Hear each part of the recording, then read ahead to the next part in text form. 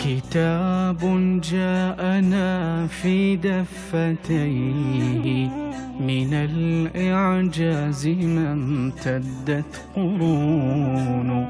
كتاب الله لا تحريف فيه فلا يطغى على العقل الجنون.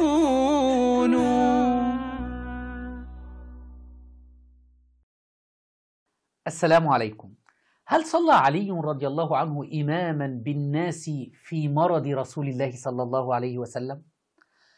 نحن نعلم أن البخاري أخرج الحديث المعروف عند جميع المسلمين أن النبي صلى الله عليه وسلم قال في مرضه: مروا أبا بكر فليصلي بالناس.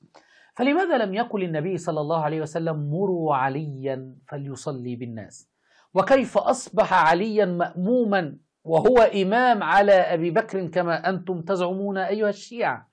ولماذا لم يوجد نص ولو ضعيف في كتب الشيعة فيه أن النبي صلى الله عليه وسلم قال في مرضه: مروا عليا فليصلي بالناس؟ إلى عقلاء الشيعة.